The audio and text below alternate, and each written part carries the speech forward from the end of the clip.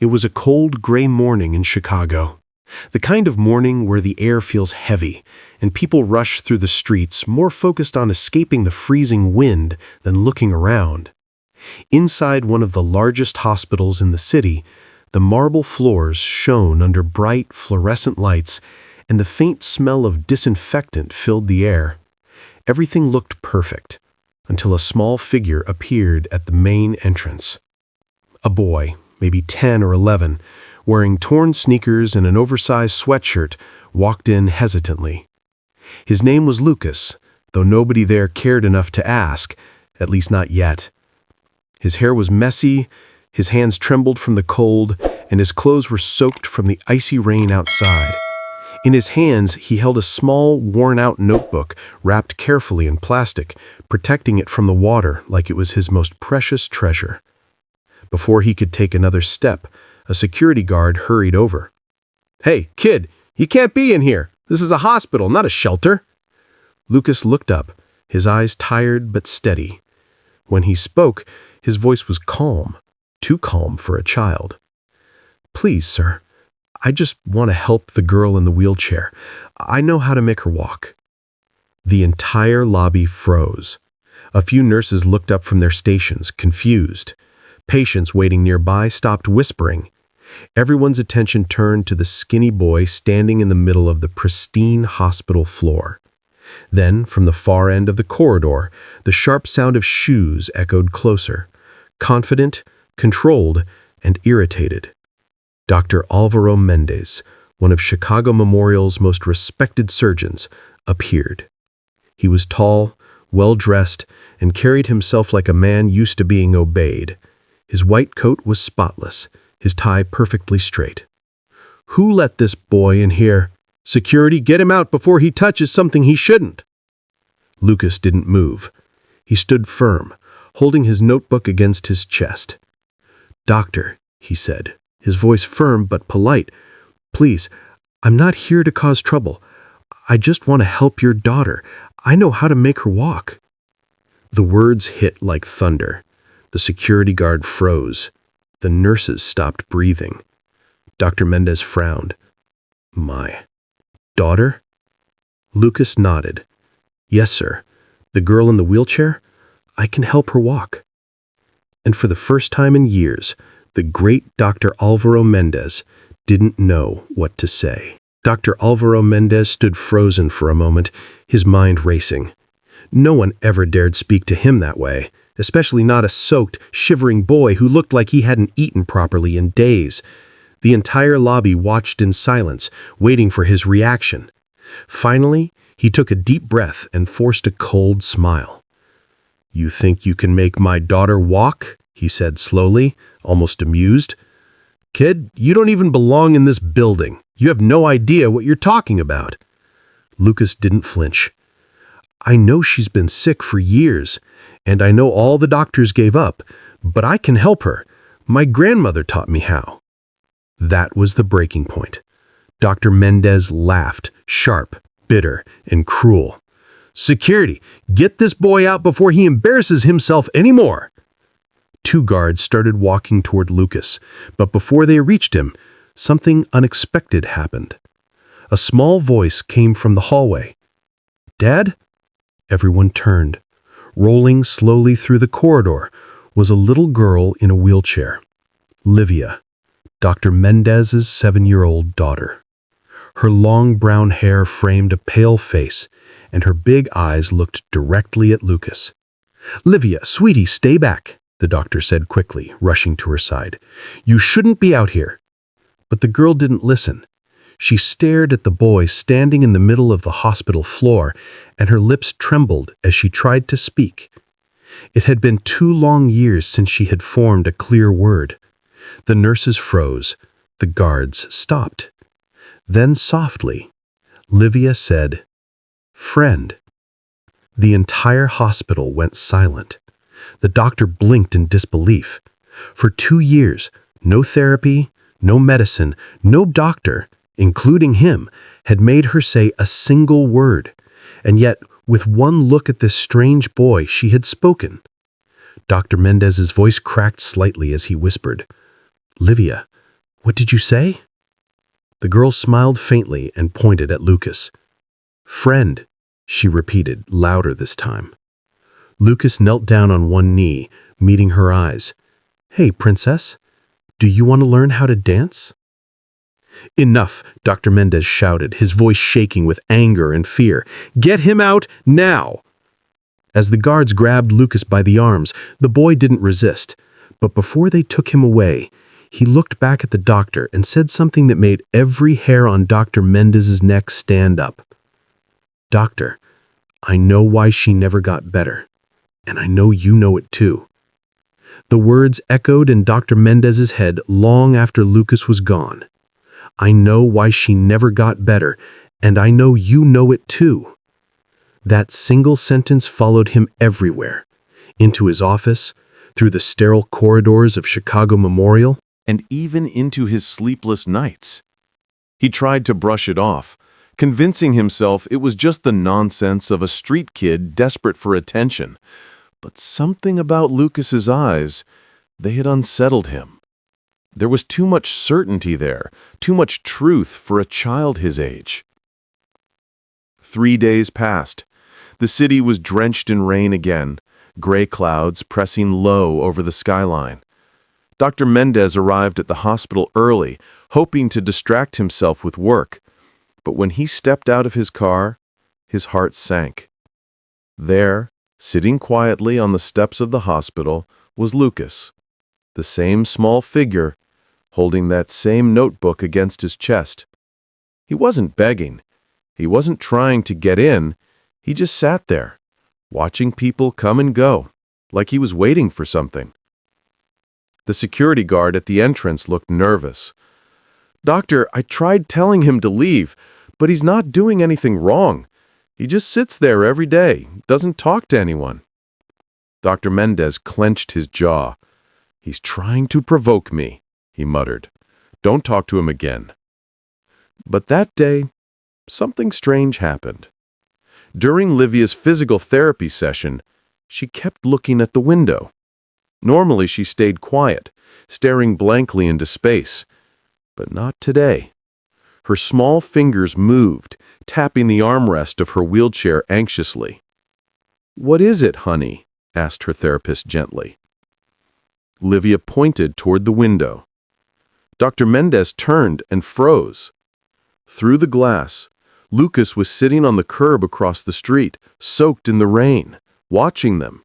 Not intrusively, just calmly, patiently, like someone who cared. Livia's eyes lit up. She stretched her hand toward the window and made a sound, a small cry, halfway between a sob and a word. Let's close the blinds, Dr. Mendez said quickly, his voice colder than he intended. We don't need distractions. The therapist hesitated, but obeyed. As the blinds shut, the little girl began to cry, real tears, not from pain but frustration. Her father hadn't seen her cry like that in years. Outside, Lucas didn't move. He simply looked up at the window one last time, then wrote something in his notebook before the rain blurred the words away. And deep down, even Dr. Mendez, the man who believed he had all the answers, felt something he hadn't felt in a long time: doubt. By the next afternoon, rumors had already spread around the hospital. Some nurses whispered about the mystery boy who sat outside every day in the rain. Others joked nervously, saying maybe the kid was some kind of psychic or miracle worker. But for Janet, one of the oldest nurses in the building, it wasn't a joke. She had seen that look before, the quiet confidence of someone who knows more than they should. When her shift ended, she found Lucas sitting on the hospital steps, his clothes still damp, but his spirit unbroken. She hesitated for a moment, then walked over. "Hey," she said gently, "you're still here?" Lucas looked up and smiled faintly. "Yes, ma'am. I'm waiting for the right moment." "The right moment for what?" she asked, sitting beside him despite the drizzle. "To help the girl, the one in the wheelchair." Janet frowned. "You mean Dr. Mendez's daughter? Lucas nodded. Yes, I can help her, but he won't let me. The nurse sighed. Sweetheart, she's been treated by the best doctors in the country. You're just a kid. You can't possibly. He interrupted softly. My grandmother taught me how to treat children like her. I know what's wrong. Something in his tone made Janet stop. There wasn't arrogance in his words, only certainty. Your grandmother? She asked carefully. What was her name? He looked down, brushing rainwater off his notebook. Selina Williams. She worked here a long time ago. Maybe you knew her. Janet froze. The name hit her like a lightning bolt. She did know that name. Everyone did. Selina Williams had been a legendary nurse at Chicago Memorial decades ago. She had treated children the doctors had given up on. Her methods were unconventional, but her results were miraculous. People said she had a gift. Not just knowledge, but heart. Janet swallowed hard.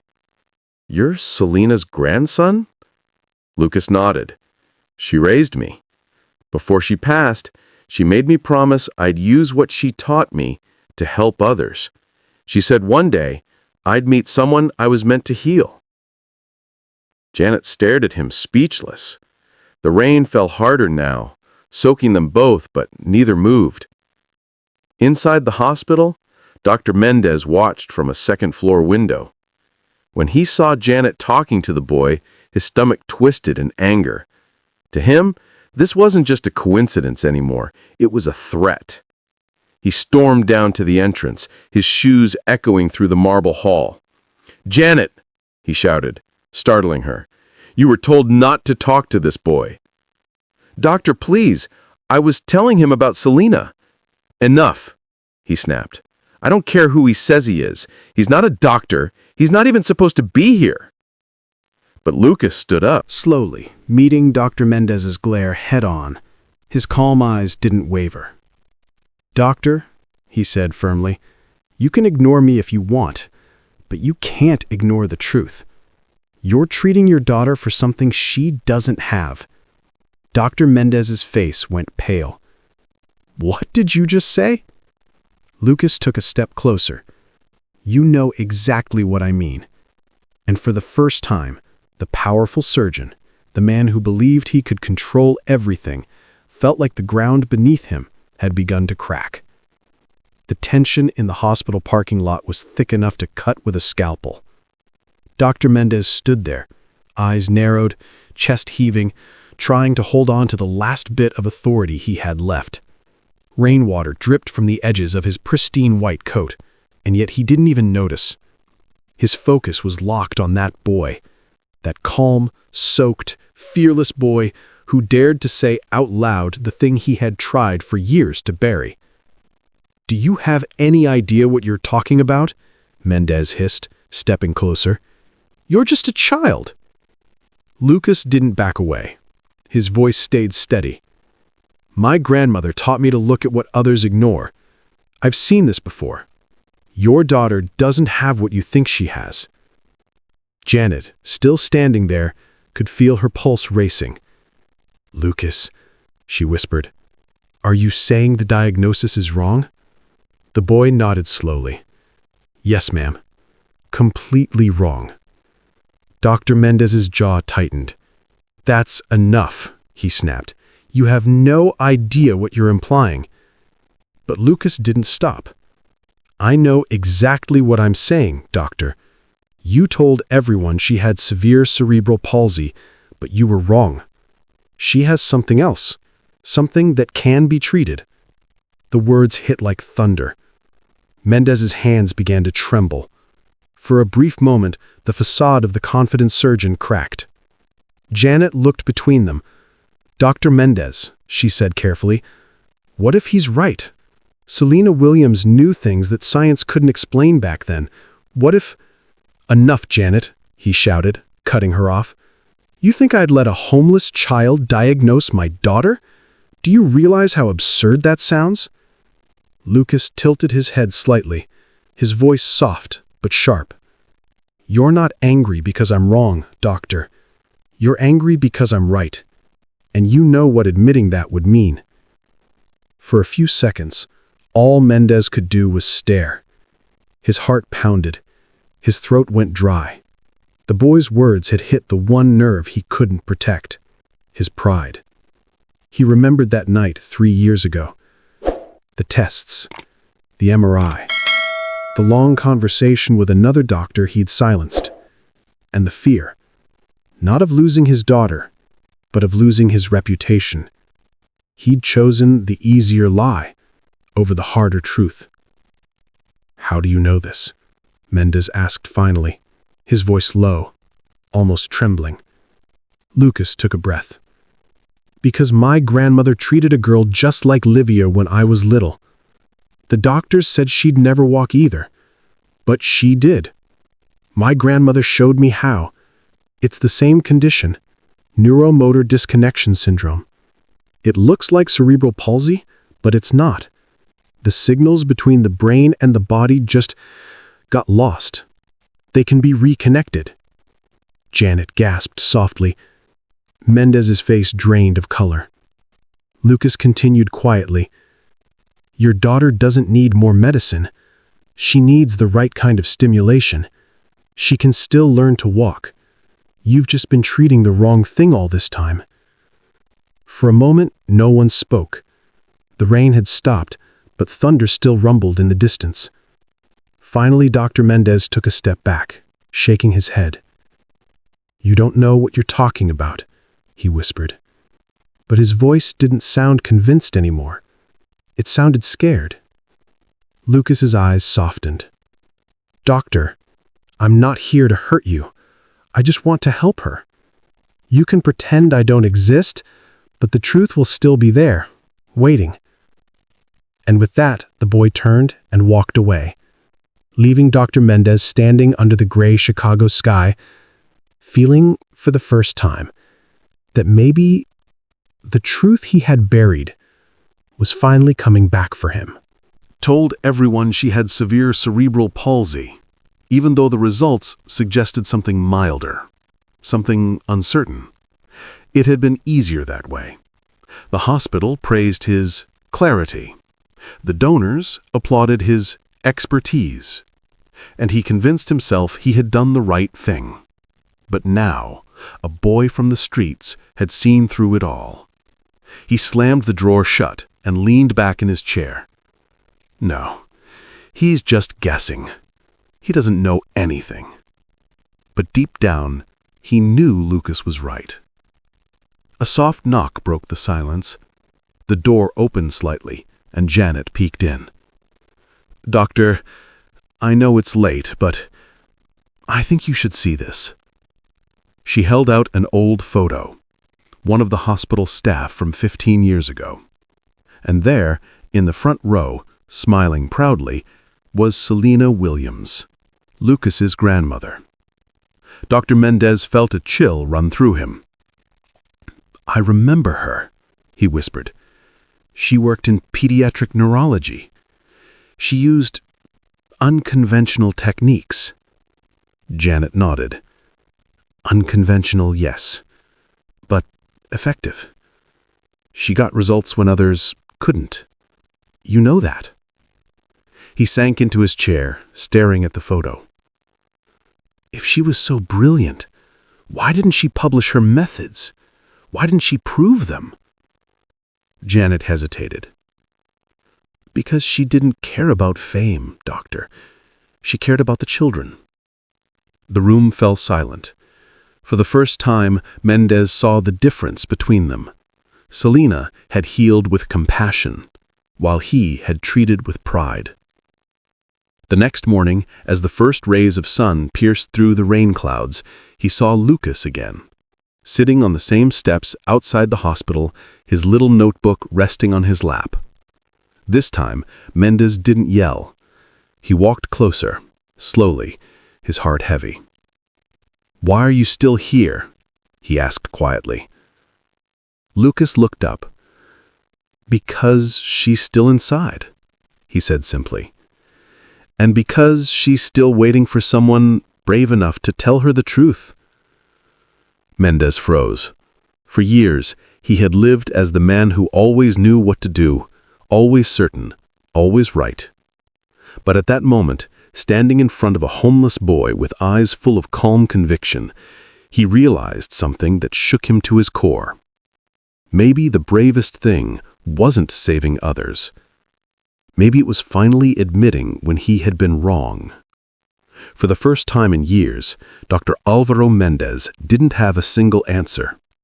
He stood there in silence, rain dripping from his coat, staring at the boy who refused to go away. Lucas didn't seem angry or desperate, just steady, calm, and certain. That calm was somehow more powerful than any accusation. The next morning, word about the mysterious boy spread even further through the hospital. Some mocked him, some whispered behind his back, and others, quietly, hoped he might be right. There was something about him that felt different. That same day, a new doctor had her first shift at Chicago Memorial. Her name was Dr. Helena Ruse, young, brilliant, and known for challenging the system. When she heard the nurses talking about a boy who claimed to know more than the doctors, she was intrigued. She found Janet in the cafeteria and asked, "Who's this kid everyone's whispering about?" Janet smiled faintly. "I wouldn't believe you if I told you." Minutes later, Helena spotted Lucas outside, sitting on the same cold steps, flipping through his notebook. She walked toward him, her lab coat fluttering in the wind. "Mind if I sit here?" Lucas looked up, surprised, then nodded. "Most people don't ask," he said softly. She smiled. "Most people don't listen either." For a while they sat in silence. Then Helena said, "I heard you think you can help Dr. Mendez's daughter." Lucas nodded. "Not think? I know." "And how would you do that?" "My grandmother taught me. She said doctors sometimes forget that healing isn't just science, it's connection." Helena tilted her head. "Your grandmother sounds wise." "She was," Lucas said, looking down at the little notebook. "She worked here years ago. Her name was Selena Williams." Helena froze. That name wasn't new to her. Wait, the Selena Williams? The one who treated cases nobody else could? Lucas nodded. "She raised me. She taught me how to help kids whose bodies stopped listening to their brains." Helena's heart started racing. She knew the legend. Every doctor in the field had heard stories about Selena's miracles, the children who walked, spoke, or smiled again after everyone gave up. "Lucas," she said gently, "if what you're saying is true, I want to hear it. I want to understand." But before she could ask more, a harsh voice cut through the air. "Dr. Ruiz." They turned. Dr. Mendez was standing a few feet away, his face red with fury. "What ended up doing talking to him?" Helena stood up calmly. "Listening, doctor." "Listening to a child pretending to be a doctor? Do you realize how ridiculous this looks?" She crossed her arms. "Sometimes the truth sounds ridiculous, until it isn't." Dr. Mendez glared at Lucas. "You've made your point, boy. Leave." "This hospital before I call the police." But Lucas stepped forward, his voice quiet but firm. "Doctor, you're not afraid of me. You're afraid of what I might reveal." Helena looked at Mendez sharply. "Reveal? What's he talking about?" Dr. Mendez turned pale. "Nothing that concerns you." Lucas's gaze didn't waver. "Let me show her. Let me show you. If I'm wrong, I'll walk away and never come back." Helena raised an eyebrow. "And if you're right?" Lucas looked her in the eye. "Then maybe a little girl finally gets her life back." For a long moment, no one moved.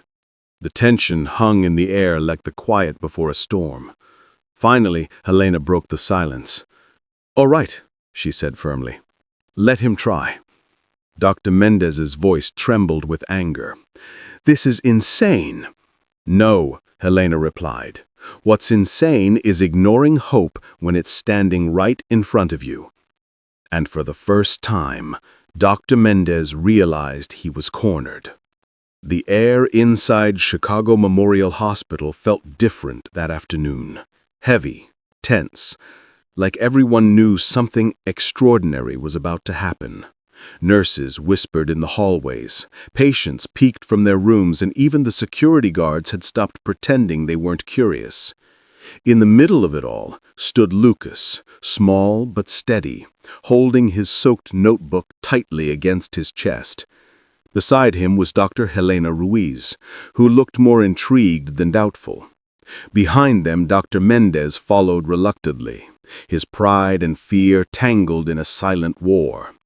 When they entered the physical therapy room, Livia was there, sitting quietly in her wheelchair, staring at the window like she always did.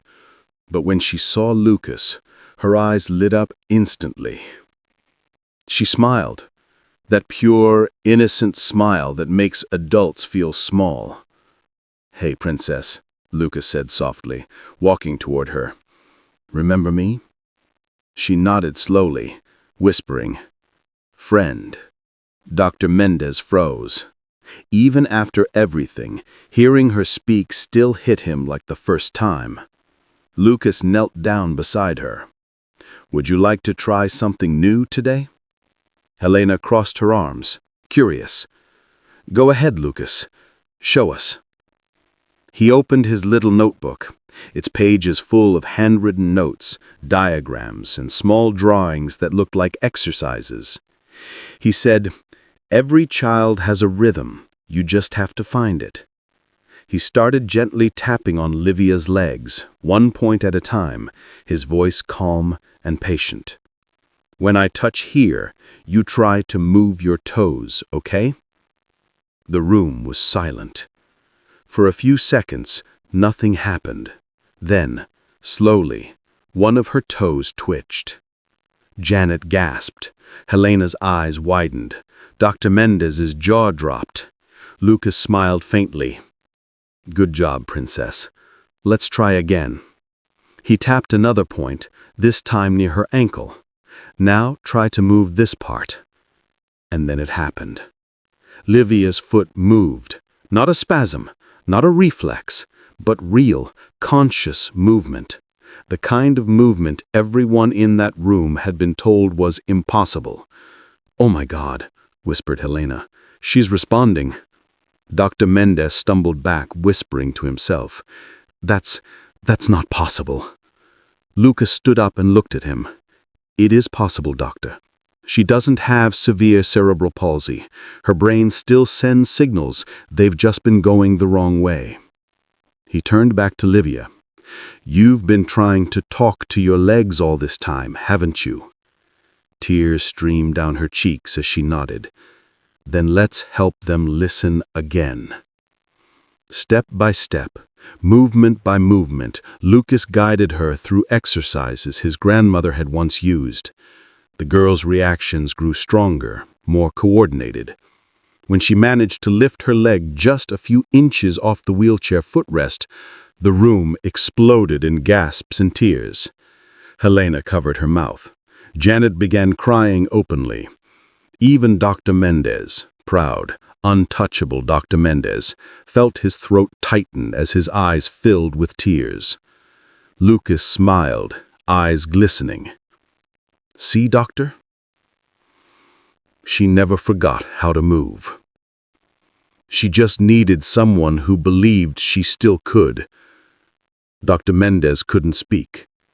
He could only whisper her name, Livia, as he knelt beside his daughter, watching her do something he thought he'd never see again. It wasn't a full step. It wasn't a miracle in the way people imagine. But it was the first sign of one. For a few seconds, the room was completely silent. The kind of silence that feels sacred. Even the hum of the hospital machines seemed to fade. All that remained was the sound of Livia's soft breathing and the faint squeak of her wheelchair as she shifted, her small legs trembling with the effort. Dr. Alvaro Mendez knelt on the floor, staring at his daughter like he was seeing her for the very first time. His throat tightened, his heart pounded in disbelief and guilt all at once. She had moved, not by miracle, not by luck, but because the boy he had insulted, humiliated, and chased out of his hospital had seen what he refused to see. Tears. "I told you, Daddy. Friend helps me." Lucas smiled gently, stepping back. "She did it herself, Doctor. I just reminded her how." Dr. Mendez turned toward him, his face pale. How did you know? How could you possibly know this?" Lucas held up the worn notebook. "My grandmother taught me. She said doctors sometimes forget to see what's right in front of them. They stop listening to the body and start trusting only the papers." Helena wiped her tears discreetly. Janet was openly sobbing in the corner, whispering, "Selena would be so proud of you, boy." But Mendez couldn't look away from Lucas. His pride, the armor he'd carried for years, were shattering piece by piece. "I lied," he finally said, his voice trembling. 3 years ago, when the test results came in, they didn't match the diagnosis. But I was too afraid to admit I was wrong. I told everyone it was cerebral palsy. I told myself it was the truth. I thought I was protecting her." Lucas stepped closer, his tone calm but firm. "You were protecting yourself, Doctor." The words cut deep, not out of cruelty, but out of truth, and Mendez knew it. He felt the weight of every decision, every sleepless night, every proud moment where he refused to listen. His career had been built on perfection, but now that illusion lay in ruins on the hospital floor. He sank into a chair, covering his face. "I failed her," he whispered. "All this time, I failed my own daughter." Lucas shook his head. "No, sir. You just forgot what healing really means. But it's not too late." Helena placed a hand on the doctor's shoulder. "He's right. The truth doesn't destroy good doctors, Alvaro. It saves them." The older man looked up, tears finally spilling down his face. Can you teach me? Show me what your grandmother did?" Lucas smiled softly. "I can show you what she believed, that every child deserves a chance, no matter how small." That afternoon, for the first time in years, Dr. Mendez didn't care about his reputation, his title, or the whispers outside the room. All that mattered was the little girl in front of him, smiling, moving, living, and the boy who had reminded him what being a doctor truly meant. Months passed, and the once cold halls of Chicago Memorial Hospital were no longer the same. Where there used to be silence and hopelessness, now there were sounds of laughter, children walking with help, and doctors working side by side with a boy who had no diploma, but more wisdom than most of them ever would. Livia's progress became the talk of the city. Day by day, she got stronger, standing on her own, taking small steps, and eventually walking short distances with Lucas's guidance. Her smile, once hidden behind years of pain, now lit up every room she entered. One bright morning, she ran, not rolled, down the hospital corridor, laughing out loud. Her father stood frozen, tears in his eyes. It wasn't just her legs that had healed, it was his heart. He turned to Lucas, voice trembling. "You gave me my daughter back." Lucas smiled. "No, doctor. You just finally believed in her again." After everything that happened, Dr. Mendez made a decision that shocked the entire medical board. He resigned from his position as chief surgeon and used his influence to create something new, the Selena Williams Center for Pediatric Neurorehabilitation, named in honor of the woman whose kindness and courage had started it all. And at the heart of it all was Lucas, once a homeless boy, now the youngest consultant in the hospital's history. He still carried that same worn notebook everywhere, its pages full of his grandmother's notes and his own. Dr. Helena Ruiz became his mentor, teaching him the medical side of what he already understood by instinct. Together, they built a program that combined science and compassion, a place where doctors actually listened to the children they treated. On the opening day of the new center, Dr. Mendez stood before a crowd of doctors, nurses, and families. Beside him was Lucas, and in front of them was Livia, now walking, smiling, and holding a small flower bouquet. As the audience applauded, Mendez spoke into the microphone. 3 years ago, I believed medicine was about perfection, but I was wrong. Medicine is about love, humility, and the courage to never give up, even when the world says it's impossible. This boy reminded me of that. Lucas stepped up, his voice soft but clear. My grandmother used to say, every miracle begins when someone refuses to give up on a child. That's why we're here, to keep believing. The audience rose to their feet, applauding until the room filled with the sound of hope. Later that day, Lucas sat by the hospital garden with Livia. She looked up at him and asked, "What are you going to do now?" He smiled, "Keep learning, keep helping, and maybe one day I'll be the kind of doctor my grandmother dreamed I'd become." She giggled. "You already are." He laughed softly, looking up, sky, where the sunlight broke through the clouds. "Maybe," he said, "but the truth is, she taught me something even greater, that the world doesn't need more perfect doctors. It needs people who care enough to keep trying." And as the wind moved gently through the trees, Lucas closed his notebook and whispered, "We did it, Grandma." Because sometimes the greatest miracles don't happen in laboratories or surgeries. They happen in the quiet moments when love, truth, and faith finally meet.